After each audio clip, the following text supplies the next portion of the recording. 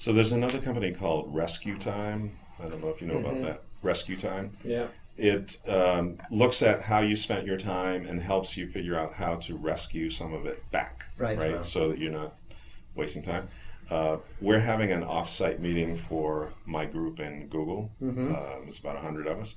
And one of the exercises I'm going to ask them to do is look at your calendar for the past 4 weeks and put into buckets how you spent your time.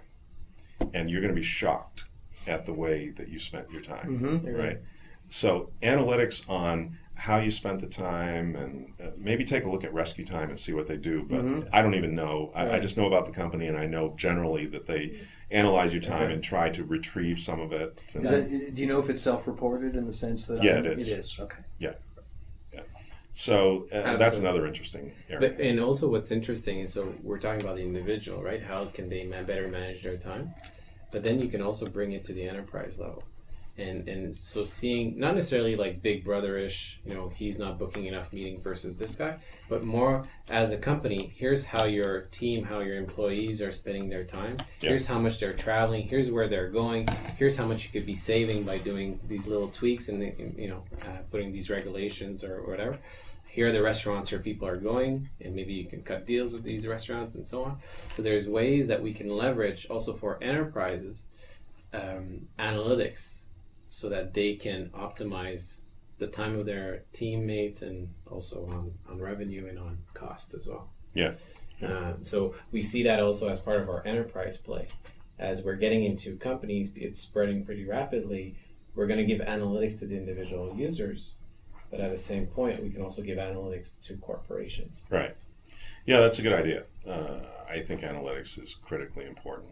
Another company, Sixth Sense Analytics. Sixth Sense Analytics, it got acquired, so it's not called that anymore. But basically what they did was they put a agent on your desktop, and it kept track of every application that you used and how much time you spent in each application.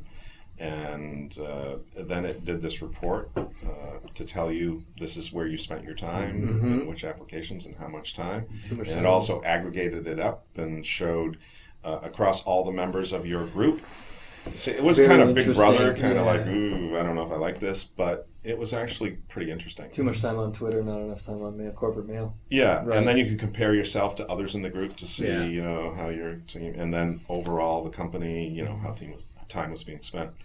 That could be beyond the bounds of what you're doing, but it's just another way to think about analyzing time.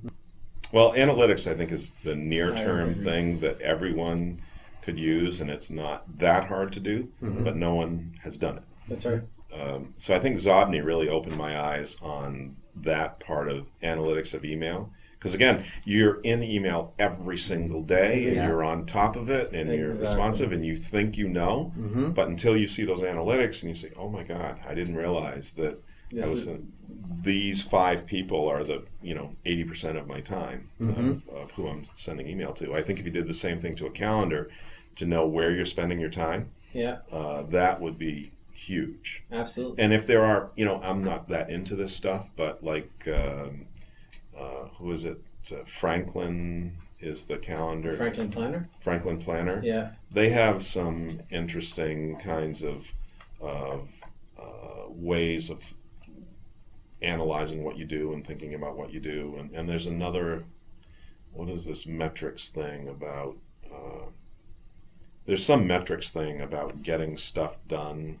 I don't know what it is, but anyway, it's an entirely separate thing. But if you took those concepts and applied those to analyzing your calendar, then you'd say, whoa, eye-opening kinds of things. Absolutely. Of all the things we've talked about, the thing that excites me the most is analytics on how I've spent my time, and then maybe goal setting about how I want to spend my time in the future.